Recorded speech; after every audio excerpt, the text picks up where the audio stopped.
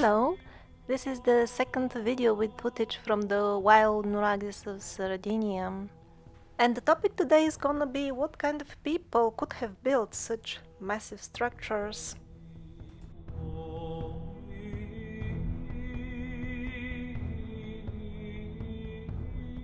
Although the time has managed to strip the Nuraghes of their original beauty, in their prime they were quite complex and magnificent structures. Aerial photography and also the small-scale models, ancient models found in and around the Nuraghes themselves show nothing else but proper epic castles. These are some of the small-scale Nuraghe models found alongside the giant statues of Monte Parma.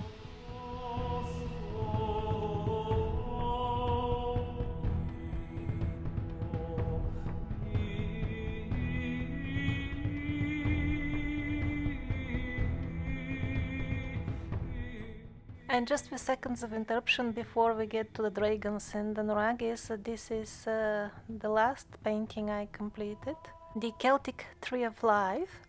And if you have been watching my videos for some time, and if you want to cheer me up, make me feel that my work is being appreciated and valued, please consider getting an original artwork made by my own hand for less than what other people charge for canvas prints.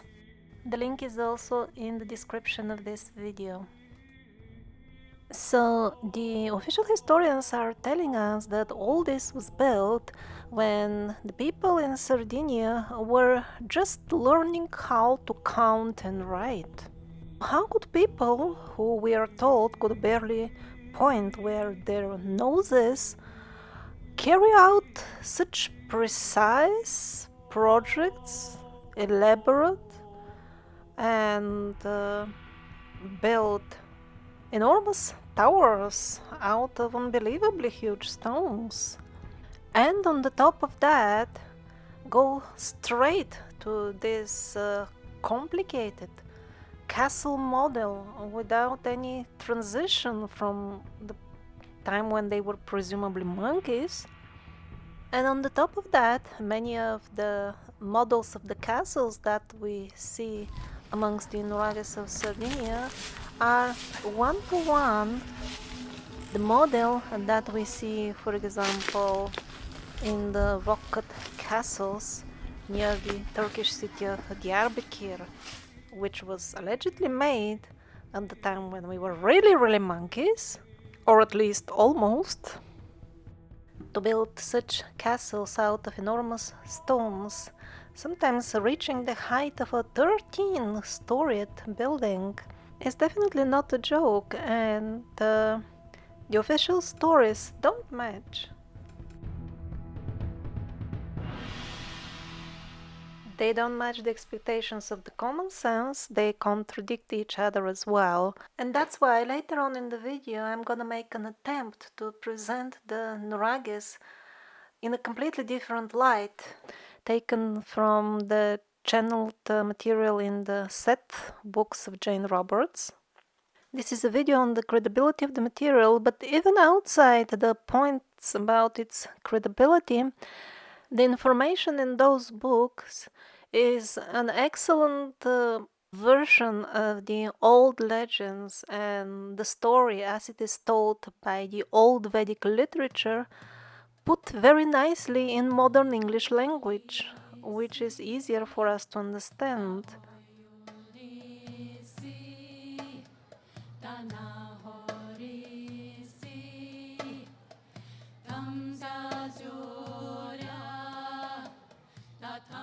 A common element in the structure of all Nuraghes is that the main chamber is kind of dome-shaped, but before you even enter that chamber, there is usually a staircase, which now you can see clearly on the left-hand side, which goes few times around this main chamber in a hollow tunnel, so that basically in the end this main chamber is kind of double protected.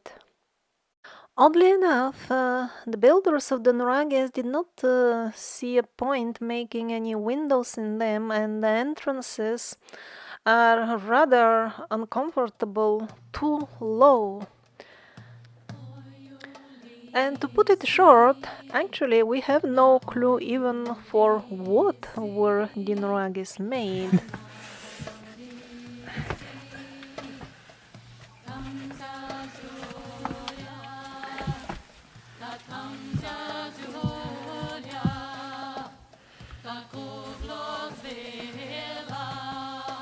Actually, it is kind of normal for us not to understand what were the Nuraghes all about, because frankly speaking, we are quite limited.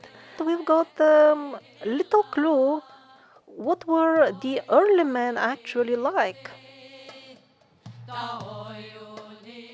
And after crawling and climbing that steep dark tunnel, one is rewarded with the view at the top. The darkness inside the Nuraghes doesn't make much sense to us because we, the modern men, are not comfortable in the dark. Most of us fear the dark. Early men, however, according to Seth, operated very well in dark conditions. Some of the races were mostly nocturnal, even. So for them, dark premises like the Nuraghes could have been used for many things. Same like those numerous structures in South Africa. The circles, some of them have stone structures remotely resembling the Nuraghes. They also don't have windows. Or, since early men used to spend lots of their time in the dreamland, maybe they made them dark on purpose, because those who have experience, for example, with the visionary magic plants know very well that you see the astral plane much clearer in the dark.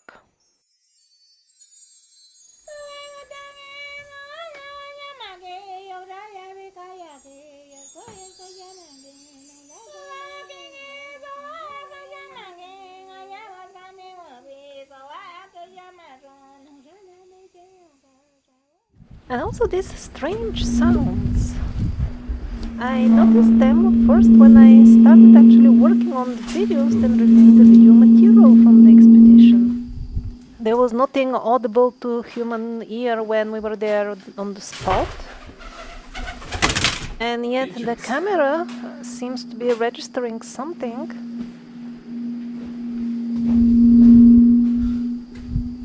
And the sounds would come only at the entrances or near the entrances of the Nuraghes or in the inside chambers.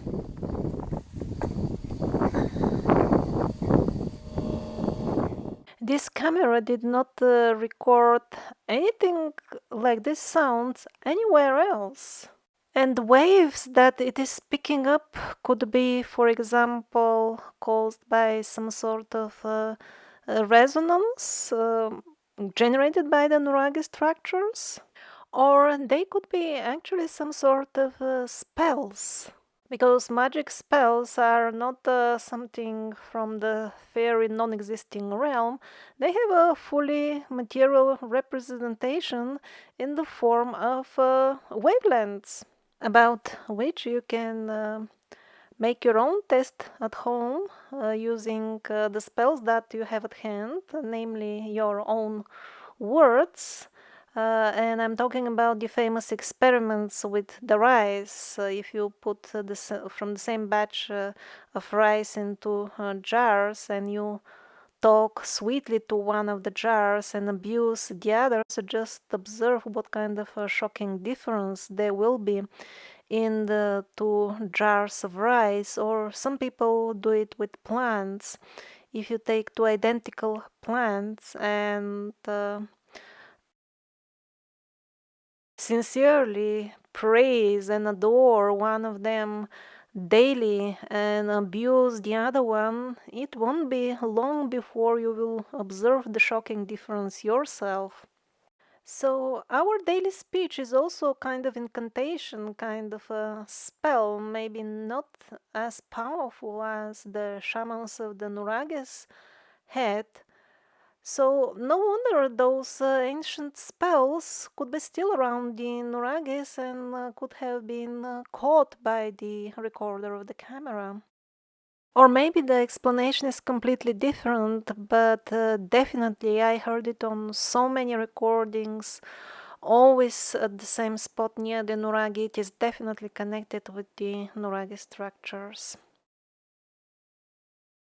So our senses are blunt compared to the senses of early men, so no wonder that the Nuraghes don't make sense to us. Like, for example, in the previous episode, we saw what is officially called arrow slots. I mean, a bowman cannot use them. He cannot go in them. They are too small, or he cannot, aim through them because his vision will be restricted if he is meters far away from the so-called arrow slot, which is not at all an arrow slot. But simply we don't understand what are we talking about, what are we seeing with our own eyes. Because as Seth explains, indeed the early men, they did not know which day of the week it is or which day it is of the month. They didn't live in this, what he calls it, assembly line time that we live in, and yet the early man could outperform us in many ways. And the rest of this video will be about the exact technicalities of how did they outperform us. Because that is very, very important. I think we've had enough of fairy tales as very well depicted by this artist. The levitating pyramids here clearly being the symbol of ancient advanced things which we don't understand, and immediately the artist put the modern, very childish explanation on the top: UFO made of shining metal, thus reaffirming what the mass media tries to brainwash you into believing anyway, that the technocratic society is the crown jewel of all super booper progressive achievements, and thus drag you to sink deeper in the swamp of ignorance and further denounce your own psychic powers, which will always reign supreme over all technology, which is a mere minor manifestation of that psychic creativity. Ironically enough, real aliens with spacecrafts do visit indeed, but even when they do so, again the way they would usually communicate with the locals would be through astral visions or through the shamans of the tribe, as described not only by the set material but also in the Vedas and many legends. So now, speaking precisely about the historic times when writings and counting and assembly line time started appearing in the human society, the times at which, at least more or less for sure, the Nuraghes were built. Before that, man was literally one with nature, not symbolically.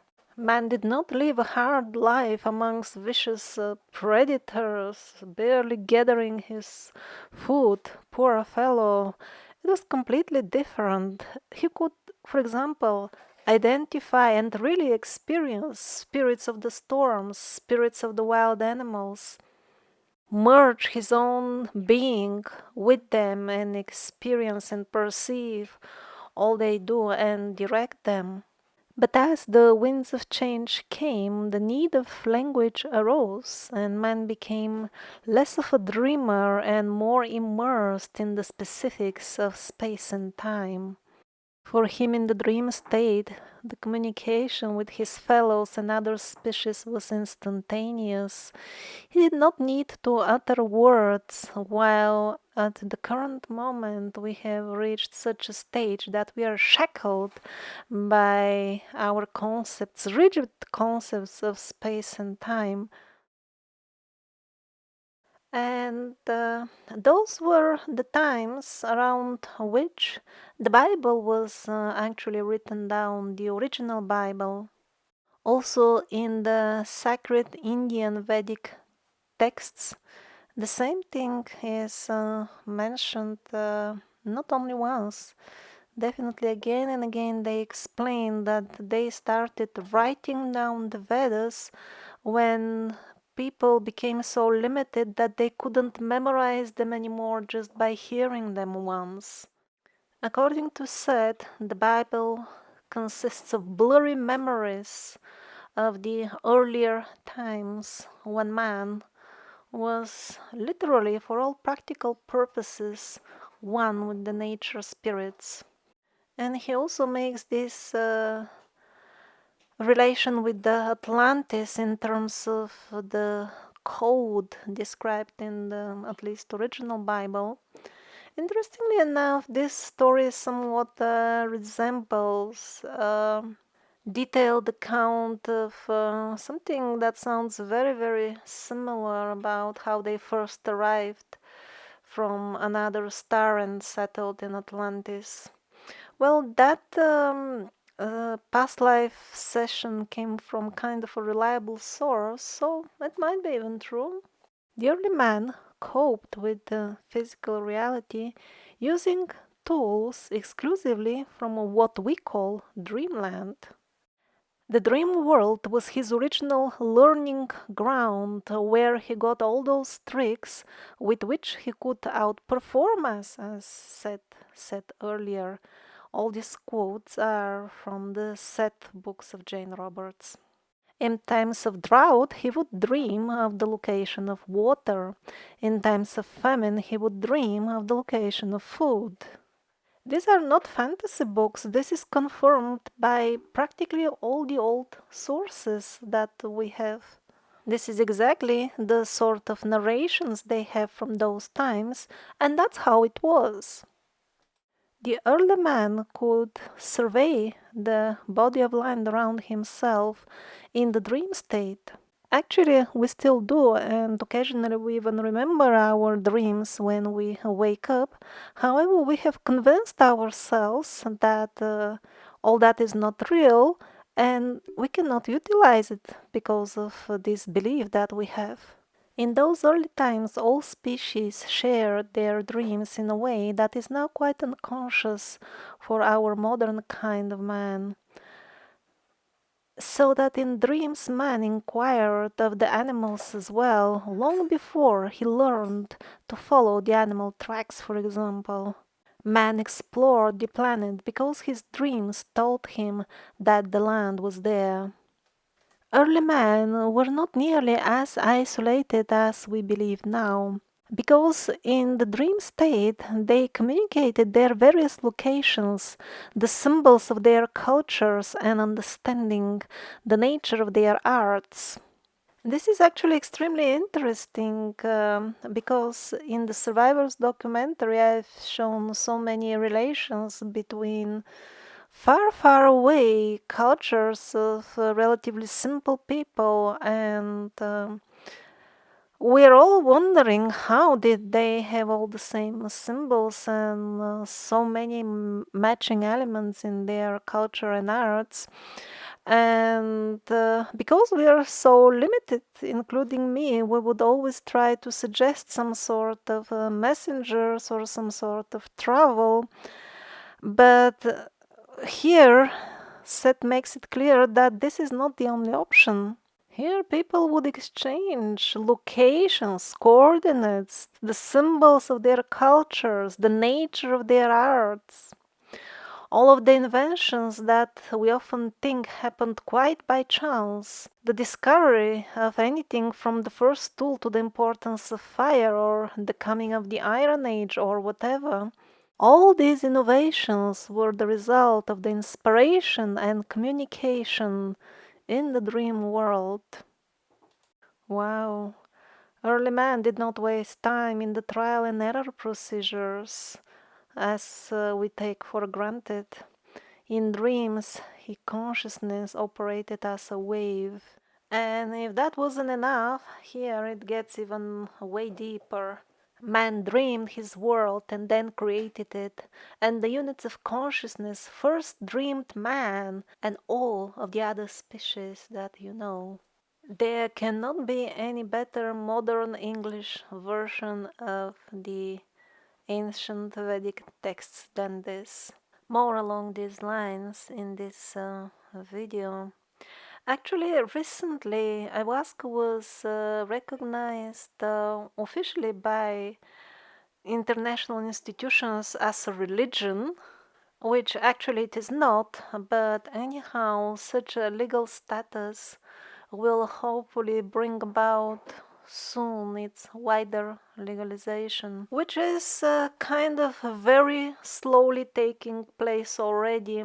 Very big number of mainstream scientists are now openly claiming that ayahuasca and many other similar substances are far superior medicines that pretty much anything you get in the pharmacy without any side effects, and that they see no reason for its illegal status, as it is pretty much harmless for all practical purposes. And as it gets its proper legal status under a poorly tailored religious outfit, then luckily more and more people will be able to perceive with their own inner eyes these things about the validity of the dream world.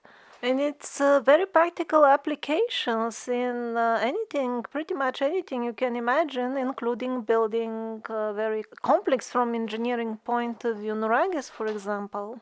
Because seeing is believing, and when people start understanding the dream world and its application for what they call real world, then they will figure out, oh, it wasn't the shiny UFOs, but it was the spring of creativity and spontaneity from the astral plane. And you don't need to get even more blockchained into another shiny metal chained to be free.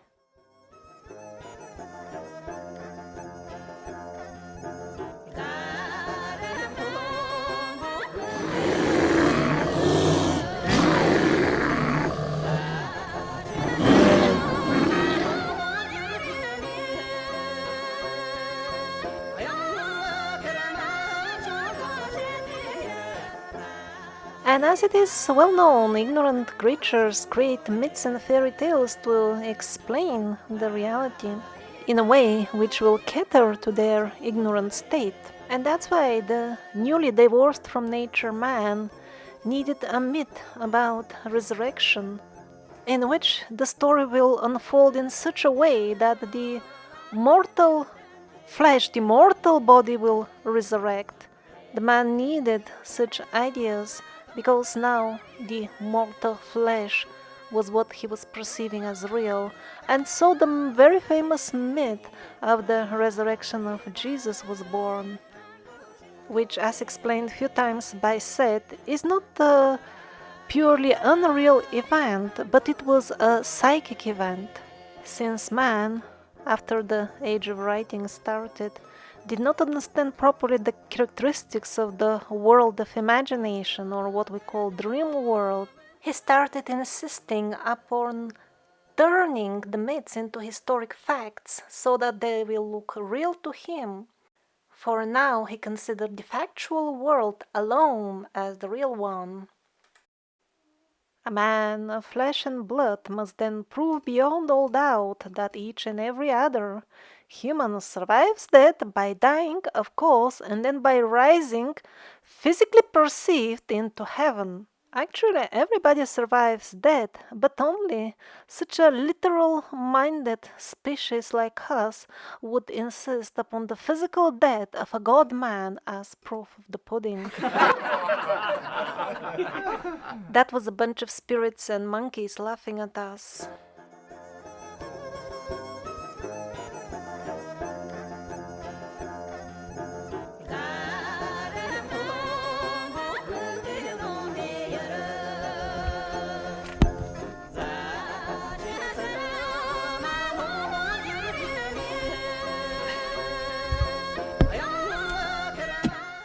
Okay, so it became clear early men lived with one leg in the dream world and one leg in the reality we understand. But how exactly did they shift huge stones and place them with such a precision for not a considerable height? Although I have not found yet a precise explanation about the Nuraghes exactly, in the light of the new information earlier in this video, I would suggest a few other solutions which might have been also used, amongst many others about which I don't even suspect. Actually, the first one is just a common sense idea. The people might have been bigger and so in size, and so it would have been easier for them to accomplish such things. And there were giants in Sardinia for sure, because we have Tomba de Gigante, we have their burials. In addition, those who are now adults in Sardinia, we spoke with the people, they don't remember personally seeing bones of giants being removed by those who remove the real history, but they definitely say that they have heard from their parents that they remembered seeing the officials going through the various historic sites and removing the bones of the giants. And the local people, at least those that I spoke to, they believe they must be somewhere hidden in the museums. Now, if anybody local from Sardinia happens to be watching this and has more information, please share it with me, because I do have the intention to make one more expedition to Sardinia sometime in the future. Another guess about lifting the heavy stones is, of course, that they use some sort of shamanic solutions. There are stories about groups of people getting together and with the strength of their concentration levitating rocks, or simply acquiring from the dream world plane information on how they could accomplish it with other techniques about which we may not even suspect. Yet another guess, and guess only, it's not even a hypothesis, is that the stones might not have weighted that much as they weight today. Conditions do change drastically, as for example the poles change their position. There are stories that when people live in a more etheric reality, the objects in that environment weight less in the sense we understand it. So, since early men were dreamers, their entire plane could have been more etheric and lighter. Now, many could reason at this point that these were relatively recent historic times, and the world could not have been that different so recently, but this is not so, because even in this current historic moment, people in tribes which lead very basic life, like cannibals, and in other words, people who live in other worlds even now, what is observed there that if you see a person who would in our society weighed 50 kilos, he would be 100 kilos if he's put on the scales. And that's because his body has higher density. In the same way, the dreamers, they could have had bodies maybe with less density than ours, and stones in their environment, maybe, who knows, maybe they could have been lighter. And as far as the giants, the next episode of this series will be about Tomba di Gigante and the giants of Monte Parma.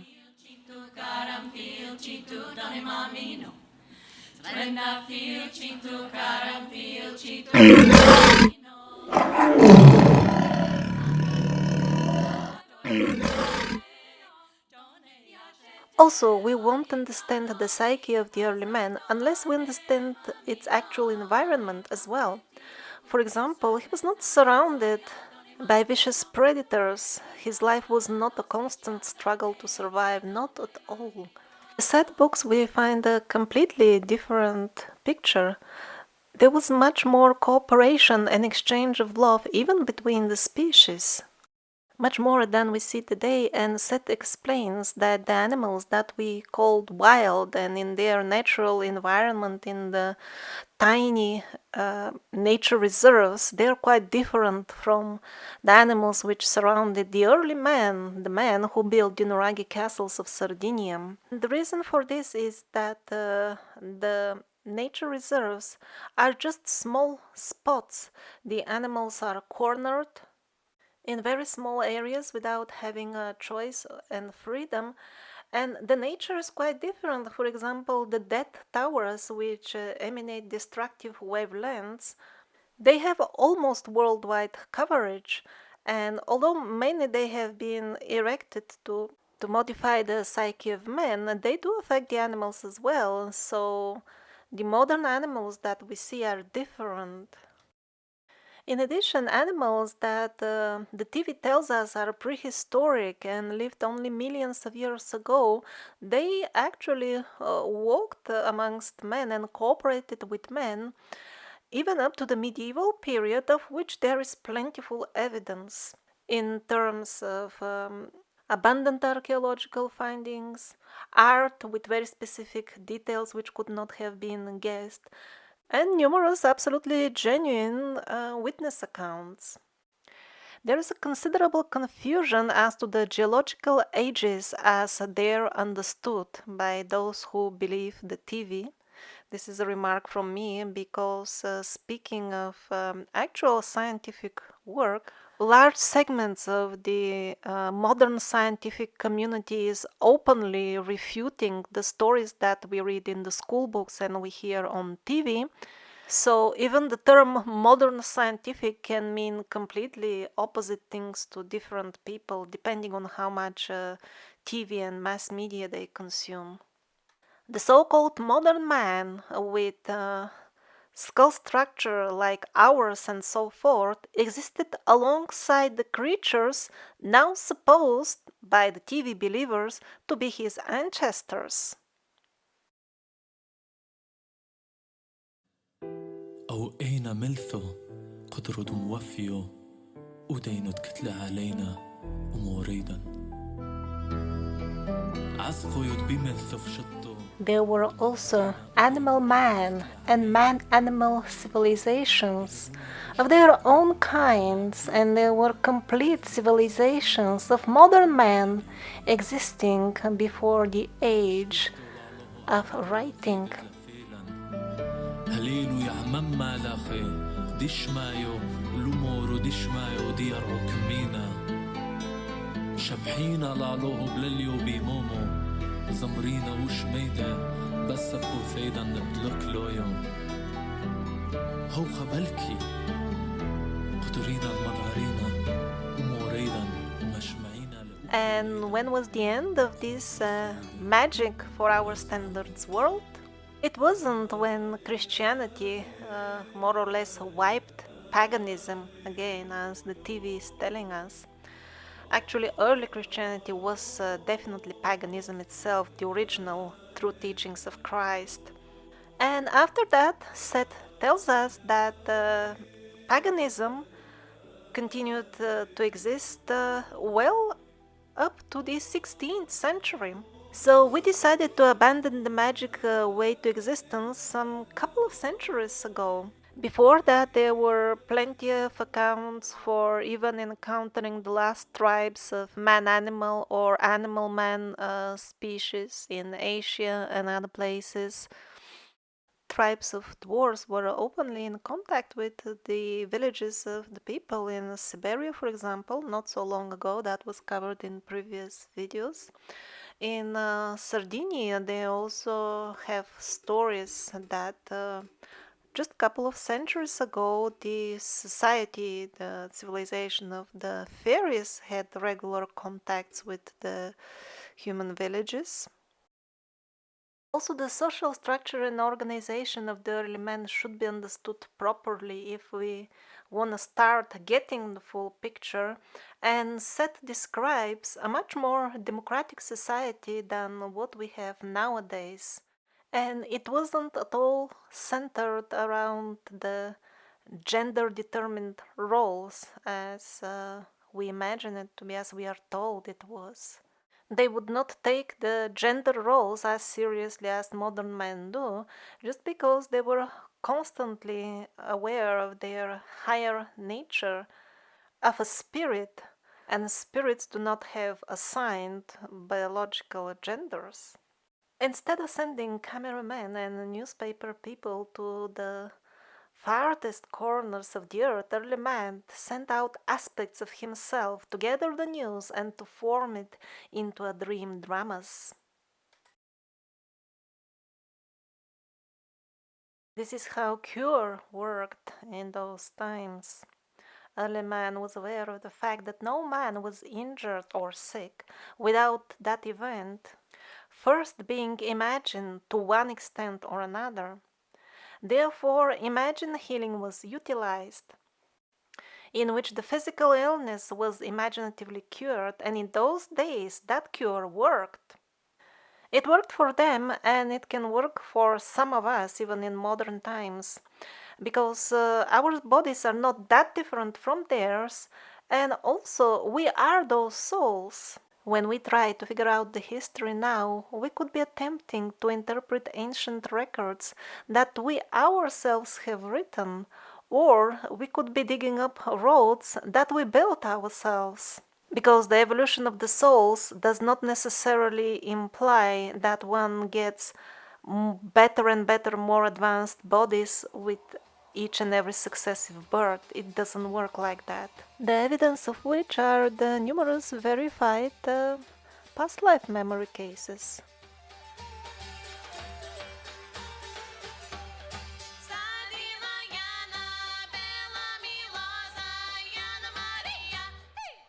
And by the way, that quote with the early man gathering his news, sending out particles of himself to uh, report what's going on, that's not some sort of fantasy writing by Jane Roberts. This is how it actually was, and the examples are countless. For example, Bhagavad Gita, the most famous Hindu scripture, the blind king Dhritarashtra sitting at home and getting news of how the situation is developing at the battlefield of Kurukshetra, where Bhagavad Gita was spoken. The king did not have messengers running back and forth. He was using Sanjaya to remote view the development of the situation and report him in real time.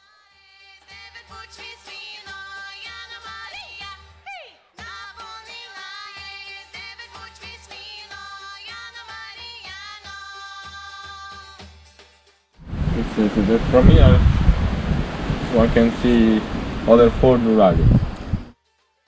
It is lovely if you watch my videos as entertainment only. However, the precious use will come if they actually help you to learn how to have more options in life by learning how to effectively and practically underlined, function in what we call astral plane or dream world and take part in the processes that are involved in the actual formation of physical events. Actually, you come into an event long before that event physically happens.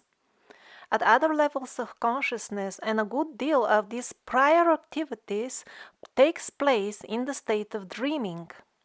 Now, if you think, oh yes, I've heard about the law of attraction and that type of things, you may not accomplish much practically, because the law of attraction, well, it's not really wrong, but it is so much general and oversimplified that it will not work in many cases. It will not probably work for very serious problems you face in your life. So, to get real results and to become really the master of your life in the most direct sense and not in a poetic sense, you will need to learn a few ancient skills. These two videos will help. But in this video, I would also like to present you some quotes on what Seth calls assembly line time. That is the time frame in which most of us function nowadays. And our very existence in that time frame disconnects us from the spring of psychic creativity, the postal address of which is in the dreamland. The assembly line doctrine is that each and every moment you should be busy with making something meaningful according to what most people consider meaningful.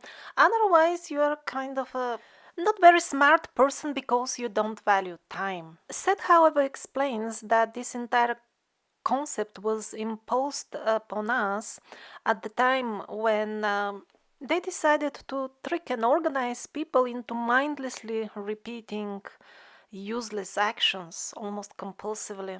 For example, respectable ladies and gentlemen go every day to work at a respectable factory manufacturing automobiles. Cars, quite meaningful it seems. However, many of the car manufacturing giants simply make too many cars.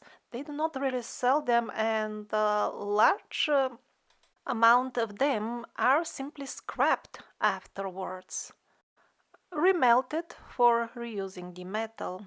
Of course, such companies would be often at loss, and then comes the government and actually subsidizes them because manufacturing giants at top level are nothing else but paid prostitutes to fulfill the orders of those who actually engineer the minds of the people. They don't understand what are they doing, but they just fulfill orders, and it is very important to keep the masses in this assembly line time, because if you reduce the production of cars, this may also harm the mining industry, where millions of people are employed to daily do mindless actions.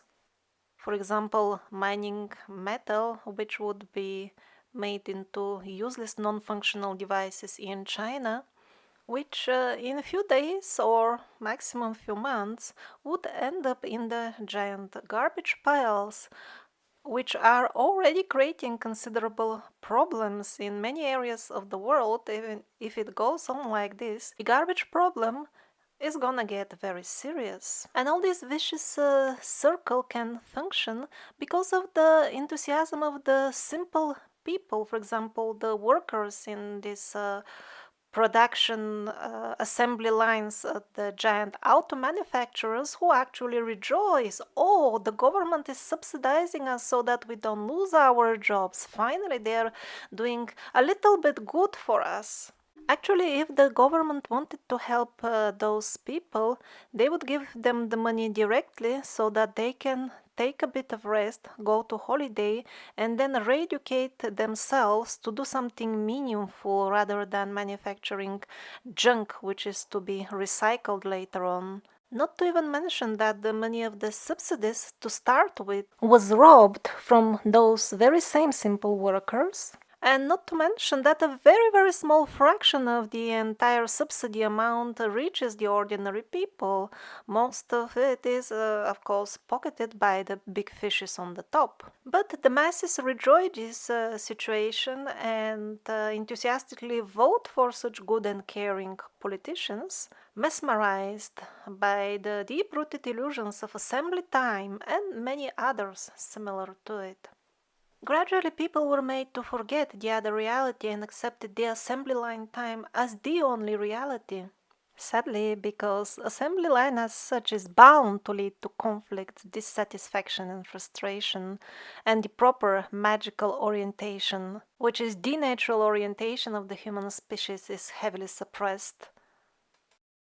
Assembly line time doesn't really value time, although it can be successfully used for some definite limited prescribed purposes. As a whole, it even wastes more time because of the compulsive repetition of mindless actions.